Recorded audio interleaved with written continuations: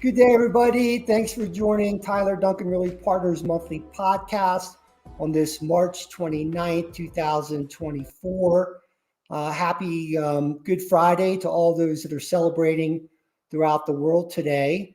I'm Chad Tyler, and I'm here with my colleague, Charles Shapiro. And in a minute, Charles will say hi and introduce himself. But before he does that, I just want to mention the topic we're going to cover today. So today we're going to talk about the overall overview of a commercial lease transaction, and particularly with a focus on tenants that need to do their own build out.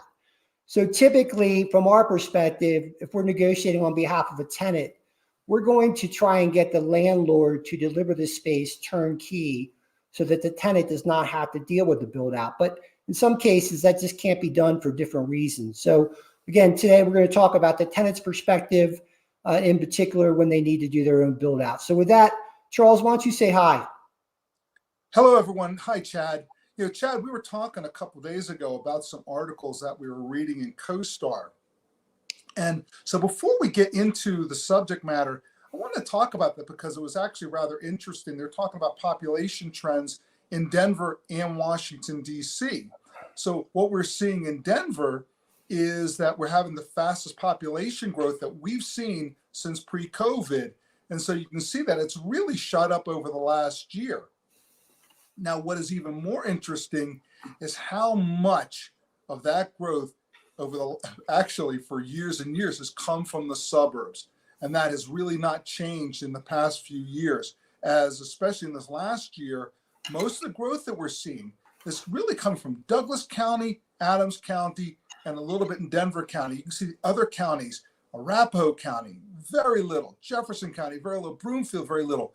But Adams County, where there's a lot of construction along the I-25 corridor, and down in Douglas County, where it's a little bit less expensive, that's where we're seeing the drivers of population growth. So, Chad, what are your thoughts about what you're seeing in D.C.? So Washington, D.C. and the extended metropolitan area has actually been seeing similar dynamics. So in 2023, they had the largest population growth since 2019. So the area added 39 million people in the Washington, D.C. and extended metropolitan area. So a lot of that growth actually took place right in Washington, D.C. proper. And as it stands right now, the Washington, D.C. and extended metropolitan area stands at number 7 within the country in terms of the largest metropolitan areas. Similar to what you've seen in the Denver area, some of the surrounding metropolitan counties and areas have contributed a lot to that growth. So, for example, with Washington, D.C. and Maryland, Frederick County in particular has contributed a lot to that growth. They've contributed 15% overall to the total growth in the area. In addition to that, in Virginia, Stafford County, Spotsylvania County has also contributed significantly to the overall metropolitan growth. So, it's positive in a number of different ways. And in particular, Charles, as you know, the Washington metropolitan area in the last few years have added a record number of multifamily units, apartments, condos, things of that nature. And there's been some concern as to whether or not that would be absorbed and vacancy rates would go through the roof. But with these population growth numbers, fortunately, they've been able to fill up the apartments, fill up the condos, and keep the vacancy rates at reasonable levels. So very, very positive. So with that, why don't you start us off and give us an overview of the commercial lease transaction, those professionals that are involved in it, taking it from soup to nuts, and then we'll get into the build out aspect of it. Very good. Thanks, Chad. So when you, the tenant company, you're looking at who do I need to work with in order to get my construction done, my job done, the first thing obviously is that you're going to have a real estate broker. And the real estate broker is going to be sort of your captain of your team, because the challenge is for you is that you're a busy business person. You don't have time to do all of this. So what the broker is going to do is lead you through the process and also help you with, who should be your attorney on this project? Do you need an architect, a general contractor? Who else do you have to bring into this process Chad, anything else that you want to add to this slide? No, I think that's a great overview. Okay. So going into the next slide, here's what you can expect again from your commercial real estate broker. They're your point person. They're the one that understands the market, understands what's going on, and where you're going to be able to get the best space at the best rental rates, or the best space that meets your requirements. The third one is really important over here. The broker will help you more sharply define your requirement, because as Chad knows, how many times do brokers work with a company that thinks they need X amount of space, and then it turns out they either need a lot more or a lot less, because it's just things that they don't think about that the broker will talk about. It's like, well, how many conference rooms do you need? You know, where do you see the company going? Do you want to have that growth inside your current space, or do you want to just take the chance that you're going to have to get more space in the future? If you're into warehousing, I mean, how fast is your business going to grow? Are you going to need more space? So that's what a good broker is going to do. Then, of course, finding the space that best meets your requirements. The challenge for everyone is that a person can go out and maybe find a space or two. Can you find all of them? And that's our job, is to find all of the spaces that meet the requirements. And that's what you're hiring a broker to do for you. Also, you know, we're going to get the tours organized. We're going to conduct the tours so that you don't have to spend the time getting the information that you need. And also the time it takes to get these tours together can be really, really long. We'll assist in providing any due diligence required. Let's just say that you're going to lease an entire building. Well, doing that, you're going to want to do your due diligence on a lot of the things in the building. Is it structurally sound? Obviously, you're going to be doing this if you're buying a building also. But we're going to help you decide, do you need a structural engineer? Do you need an inspector? Do you need an HVAC contractor? Who else do you need to make sure that the space meets your requirements and isn't going to be a problem down the road? Also, as we said earlier, we're going to help you assemble the other team members. Let me give you an example of an attorney. You know, Chad can tell you too how many times we've been in negotiations with really good attorneys that really understand real estate, and they're really a pleasure to work with because they understand what's important and they know what really isn't important, and they don't waste time on the stuff that isn't important. On the other hand, you have times where you work with attorneys that are really, really not all that versed in commercial real estate, but they work with the client. And so the client doesn't want to find another attorney. That can be a challenge. So we can help you find a real commercial real estate attorney. We also participate fully in all of the negotiations, both business and legal. Both Chad and I will do a full evaluation of the lease, get it to the attorney, and then meld those comments together so that you're getting everyone's point of view when you're going into those negotiations. Chad, anything else? Charles, I just wanted to point out, I intended to mention from the outset that today's presentation is really geared more towards a tenant that is not doing this every day. So, a lot of tenants don't move frequently, but when you think about the Starbucks of the world and tenants like that, I mean, they do this every day. So a lot of this information is, well known to them. And again, this is geared towards businesses that aren't taking space every day. So, and I can go ahead and expand, talk more about the legal side of it. Obviously, attorneys are an important part of the team. If you want to go to the next talking slide there, Charles. As Charles mentioned, it's very important from a legal perspective that you get the right counsel. So it might be that, you have a relationship with an attorney that does estate planning for you or something else along those lines. However, it's really important that you get an attorney that's well versed in real estate and particularly does regular lease reviews. In doing that, if you use an attorney that's doing lease reviews on a regular basis, they're going to do it most cost effectively. They're also going to give you the best work product as well. Other considerations as it relates to attorneys is, sometimes there are jurisdictional considerations. So, It might be that, you have a good relationship with an attorney in Maryland, but if you're taking space in Pennsylvania, it'd be important that you have an attorney that's familiar with that market. So with that, Charles, why don't you talk about the architect's role? And I think we had a couple talking points, a couple slides ahead as it relates to the architect's role.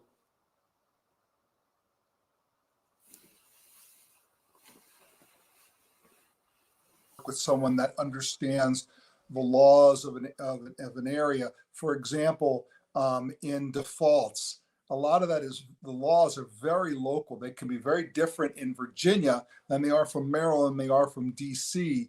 And you really need to have an attorney that understands those laws. It's really, really critically important. So I'm thinking right now about a client that both Chad and I work with that is going to be opening up a new business venture for them. So they've never done this before. So Chad and I, early in the process, recommended an architect for them so that they could get a basic space layout and then get a general idea of the costs involved in the build out. So your architect is going to design the space to meet your needs and the budget. And, so that communication with the architect is really critical. So they really understand what you need. They don't have to go through iteration after iteration of plans, because once you get to the third iteration, it's going to start costing you. They're also going to prepare all the detailed plans and specifications that the general contractors need to price out, and also that you're going to need for permitting purposes. So as you know, when you build a building or even a space, the plans can be yay thick. And so it's going to be very important that you have a good architect that can do all of that. Many times you're going to be involved in the permitting process for the plans for the building. That architect is going to go make sure that everything is smooth in getting the building permit, along with the general contractor. The other thing that the architect can do is they have so many really great relationships with general contractors that many times they can advise a contractor that might be especially good at what the tenant is trying to do. So, Chad, I'm going to throw it over to you about talk about general contractors. Sure, absolutely. And as it relates to both the architect and the general contractor, among other important considerations that you should think about in choosing one is, what's the size of their firm or their organization. It's important that you mirror up the size of your job, with a company, whether it's architectural or the contractor that has the capacity, but at the same time, they're not too big. If you have a small tenant job, you don't need a real large architectural firm and the cost that goes along with that.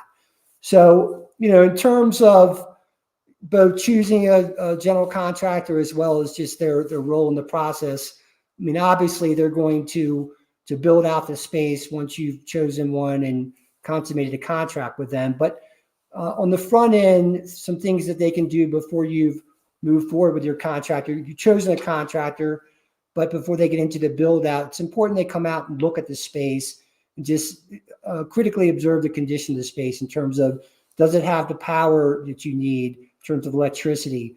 How is the HVAC system set up? Are you going to need modifications to that?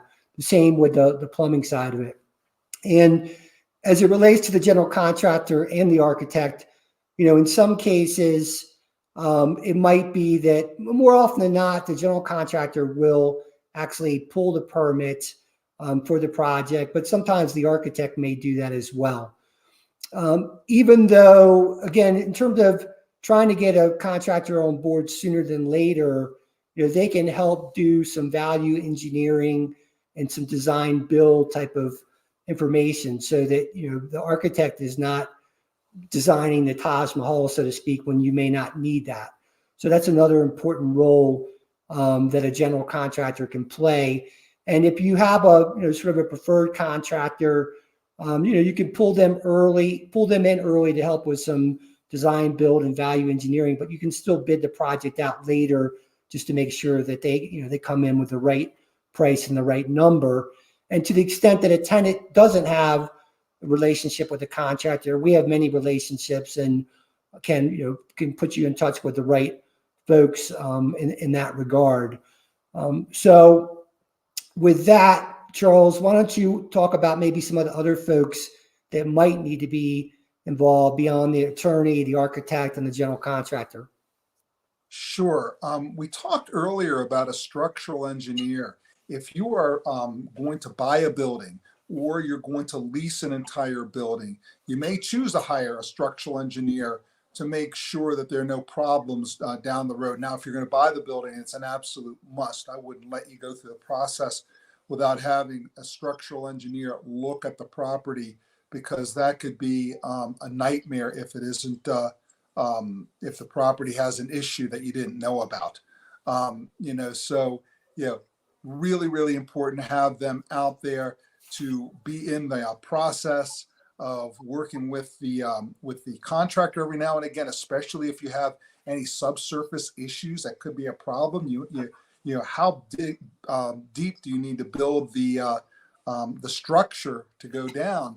So definitely get a structural engineer in the process if you are either purchasing or leasing a building. So the other thing, a telecommunications company. I mean, my goodness, that right off the bat, I want to have a telecom company that can set up my office wiring, my VPNs, anything that I need to have done there. You want to get that done up front, because obviously when you open the doors, your internet systems, your telecommunications have to be perfect. So you need to get a really good telecom person. It used to be an internet person. Now it's really just one company that really does everything for you, including all the wiring to all of your computers, and takes into account what type of growth you need as a company. So Chad, you want to conclude over here? I mean, as you can tell, again, if you're not doing this every day, securing the space and then getting the appropriate professionals and overseeing the build out, it's a very complicated process. And just to reemphasize, it's important, particularly for the general contractor, that you get, at least 3 bids. And the same with the architect. You should get, 3 proposals for the architectural services. And then as you dig into both of the architect's proposal, the general contractor's proposal, you really have to look at the scope critically, just to make sure they're all, providing you apples to apples in terms of their proposals. So this is something that we do every day. We guide our clients through the process to the extent that they don't have the professional relationships. We help introduce them to the right folks. So let us guide you. Let us simplify the process for you if you're in search for space and need to deal with build out. Over our 37 years, we've been involved in thousands of transactions and have helped clients do this seamlessly. So again, thanks for joining us today, and we look forward to seeing you next month for next month's podcast. Take care. Thanks, everyone. Bye now.